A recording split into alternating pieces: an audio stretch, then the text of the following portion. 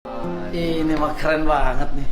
Saya pertama Kang KDM begitu masuk, ini bersih banget ini tempat ini. Kampung, Pak. Kampungnya ini keren banget gitu.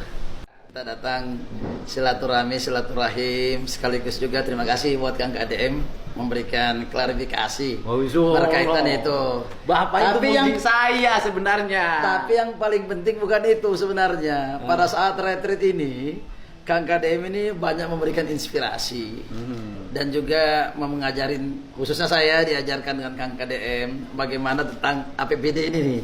Karena Kang KDM ini basicnya memang satu adalah kepala daerah. Dulu pernah jadi bupati ya Kang ya. Nah, jadi diajarin nih bagaimana nih efisiensi ini perintah instruksi presiden nih. Efisiensi. Jadi banyak diajarkan pada saat kita retreat. Enggak lah, enggak diajarin. Diberikan masukan, bagaimana efisiensi dan macam-macamnya. Yang kedua, Kang KDM, kami datang dari Kalimantan Timur. Pertama, banyak hal yang ingin, satu adalah menjadi referensi Jawa Barat. Karena Jawa Barat ini banyak kesamaan untuk di Kalimantan Timur. Terutama hari ini yang kami lihat bahwa Jawa Barat, pertama berkaitan dengan pangannya sangat bagus. Pangannya bagus dan yang kami ingin itu belajar. Pertama berkaitan dengan perikanan. Tadi di sini Kang KDM menyampaikan kalau Jawa Barat itu pertama harus ada kolamnya. Iya, ada sawah. Ada sawahnya. Terus ada sawahnya. Makanya bilang mewah gitu, mepet sawah. Sawah. Jadi mewah Jabar ini mewah, dan yang paling utama Kang KDM, kami juga melihat juga pariwisatanya. Pariwisatanya juga Jawa Barat juga luar biasa. Kami punya potensi yang sama dengan Jawa Barat, tetapi mungkin perlu banyak belajar biar bisa mendapatkan inspirasi. Jadi konten-kontennya Kang KDM itu memberikan inspirasi buat kita semuanya, khususnya kepala-kepala daerah se-Indonesia ini. Berapa luas Kalimantan Timur? Luasnya Kalimantan Timur itu seluas 10 Jawa. Oh iya, 10. Penduduknya? Penduduknya cuma 4 juta, kurang lebih ya. Iya. Cuma penduduknya di sini 50 juta. Kalau kabupaten itu penduduknya kira-kira cuma 400.000. Saya tuh ke Kalimantan Timur, nanti saya mau berkunjung membawa tim sejarah. Itu yang kita tunggu. Nah, kan karena kita lagi menyusun buku sejarah Sunda ya, bukan Sunda. hanya Jawa Barat tapi Sunda. Ada pertanyaan yang sampai hari ini masih kuat di pikiran saya.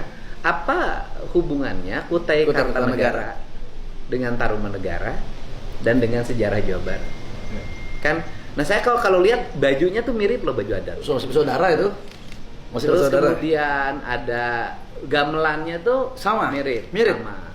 Dan itu juga menjadi bahan analisis kita. Apakah dulu kerajaan Pajajaran tuh wilayahnya juga sampai Kalimantan? Kan kita tidak tahu juga.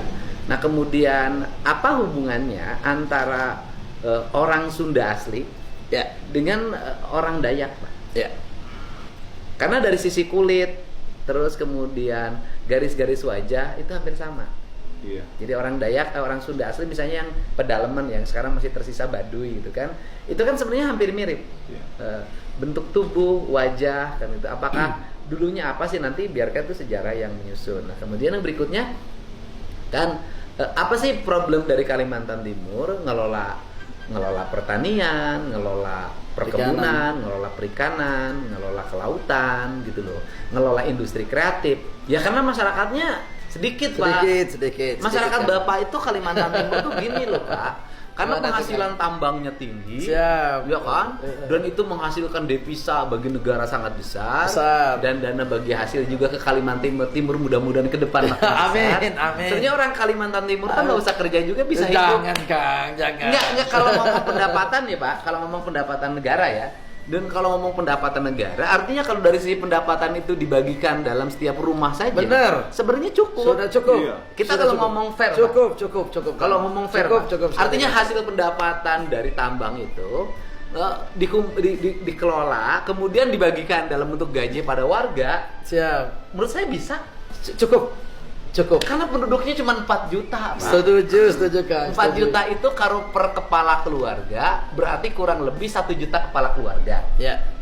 1 juta kepala keluarga, kalau tiap bulan dikasih 5 juta rupiah, Ya. jadi 5 juta kali 5 triliun. hanya 5 triliun. Cukup nggak, Pak? Cukup.